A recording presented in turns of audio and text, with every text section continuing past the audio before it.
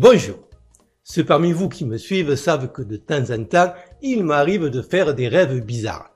Figurez-vous que cette nuit, je me suis retrouvé devant un échafaud, une foule en colère ayant ressorti la guillotine pour décapiter ce brave Emmanuel. J'ai essayé d'empêcher un acte aussi barbare en criant « Épargnez la tête, la langue ça suffit !» Mais on ne m'écouta pas et le crâne jupitérien se mit à rebondir en faisant « Aïe aïe !» dévalant une longue pente tandis que je courais après.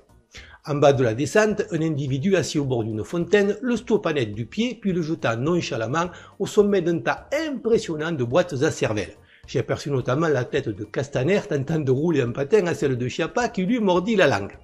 « Je suis Jean, me dit l'homme, Jean de la Fontaine. Aurais-tu par hasard sur toi de quoi noter car j'aurais quelques vers à te dicter. » Comme il y a longtemps que plus rien ne m'étonne, j'ai sorti mon stylo, il me sourit, donna un coup de pied agacé à la tête du Premier ministre qui venait de dévaler la pente à plus de 80 à l'heure, prit une longue inspiration et commença.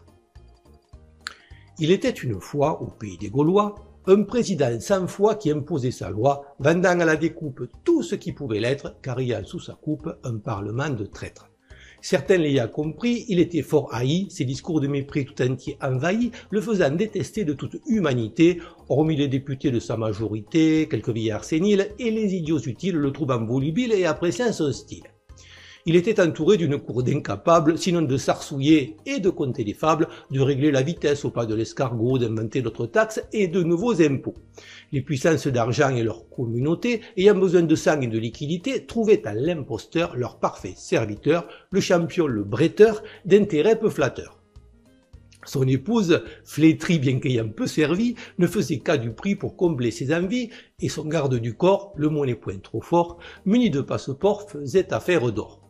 Le gueux dans ce pays était fort mal loti car étant souvent pris pour un sombre abruti, juste bon à payer et sans cesse trimé, voir sa valeur nier, tout espoir décimé, tandis qu'à l'Élysée, des rappeurs trans pétés twerkaient pour mépriser, sans honte et déjanter, portant un t-shirt noir trop fier d'être pédé et 2000 ans d'histoire les ayant précédés. Le gueux un jour se dit « Maintenant ça suffit ». Serais-je donc maudit? Est-ce un tel défi de pouvoir vivre enfin du fruit de mon labeur sans que des aigres fêtes dessus fassent leur beurre, ne laissant que des miettes à tous les oubliés pour nourrir une dette qui profite aux banquiers et à l'immigration avide en subvention qui, dans ces conditions, condamne la nation. Les lois Pleven, Guesso et sœurs liberticides, fabricant des faillots, délateurs, fratricides, il était condamné en tout point à se taire, ses malheurs comparés aux damnés de la terre, faisant qu'il soit traité comme un privilégié sans que sa pauvreté n'inspire la pitié. Certains auraient vu rouge, il a choisi le jaune. Et souhaitant que ça bouge et que change la donne, de manif en rond-point, son gilet sur le dos, il a montré ses poings, partageant son fardeau avec ceux qui, nombreux soudain, réalisaient que renaissait le feu et qu'ils étaient français. Le despote était sourd et fit donner la troupe, des chiens serviles et lourds, achetés par leur soupe. Mais le gueux défilait, toujours plus en colère, traquant le roitelet jusque dans sa tanière. Le tyran affolé par la foule à sa porte, lâcha un peu de blé et exigea qu'elle sorte. C'était trop peu, trop tard, le peuple avait pensé. Ces profiteurs bavards, il voulait les chasser, avoir son mot à dire sur toute décision que tous ces tristes sires disaient prendre en son dos. Craignant un hérissé mettant fin à son règne, l'imposteur dépassé exigea que ça saigne. Fut chargé de l'affaire le sombre Castaner, aussi sot que pervers, un boucher sanguinaire. De main Dieu et dedans, le sol fut maculé, et de nombreux manants se virent mutilés. On censura le net, harcela les meneurs, les médias pas très nets tentant de faire peur, décrivant un peu vite en nombre décroissant la horde antisémite au slogan menaçant.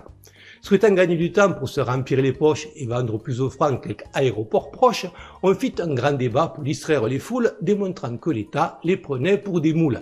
La montagne accoucha d'un rat microscopique et on se dépêcha, poussé par la panique et les Champs-Élysées quelque peu enfumés, de tout mobiliser la police et l'armée, fermant les samedis l'accès au centre-ville, quand ces jaunes maudits, qu'on disait moins de 1000, s'obstinaient à braver les tirs de LBD, se riaient des PV dressés pour parader.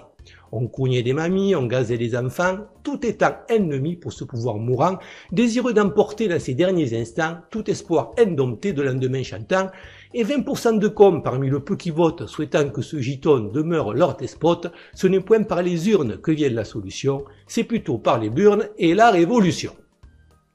C'est là que je me suis réveillé avec, comme par miracle, le papier entre les mains.